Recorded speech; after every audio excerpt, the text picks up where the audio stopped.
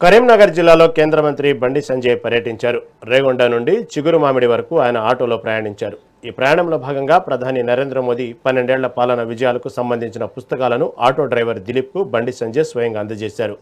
కేంద్ర ప్రభుత్వం సాధించిన విజయాలు, అమలు చేస్తున్న సంక్షేమ పథకాలపై ప్రజల్లో అవగాహన కల్పించాలని ఈ సందర్భంగా ఆయన ఆటో డ్రైవర్ను కోరారు. నరేంద్ర మోడీ గారు ఉజ్వల గ్యాస్ ఇచ్చిండు. నరేంద్ర మోడీ గారు ఇప్పుడు మన కరీంనగర్ వరంగల్ రోడ్డు నరేంద్ర మోడీ గారు ఇచ్చాడు. ఇప్పుడు కరీంనగర్ జగిత్యాల రోడ్డు కూడా మోడీ గారు ఇస్తున్నారు. అరే నువ్వు ఆటో డ్రైవర్ రోడ్డు కూడా చెప్తున్నాను.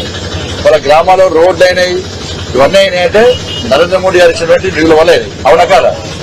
కానీ ఇట్లా పేదలకు స్కీమ్స్ ఇస్తున్నాడు, దాంతో పాటు అభివృద్ధి చేస్తున్నాడు. అవునా కదా? నువ్వు రోజు కనీసం 100 మంది వస్తావు రోజు. నీతో పాటు మీ ఆటో డ్రైవర్లకు చెప్పాలి, దాంతో పాటు ప్యాసింజర్లు చెప్పాలి. ఈ రాజకీయంతో సంబంధం లేదు. మరి అటువంటి వ్యక్తి ఇలా ప్రధానమంత్రిగా ఉండి 12 సంవత్సరాలు అయిపోయింది.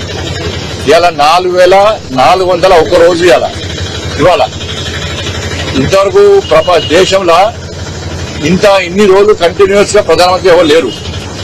బట్ ఆయన పేదల మనిషి, పేదలు దేవుళ్ళు ఎక్కడుతారు, పేదల కోసమే పనిచేస్తారు.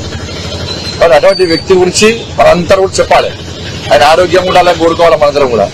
ఆయన ఆరోగ్యంగా ఉంటే మనం ఆరోగ్యంగా ఉంటాం. అవునా కదా? కాబట్టి దాని గురించే ఏమేం చేసిండు, పిల్లలకు ఉద్యోగాలు ఇచ్చిండు.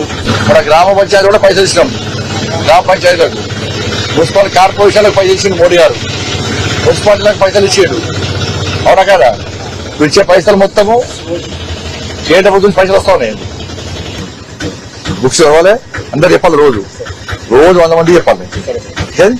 మోడీ గారు మంచి ఏం చేసిండు, ఏమేం చేసిండు అన్నుండే జిల్లా మంచి కార్యక్రమం అందరూ చెప్పాలి.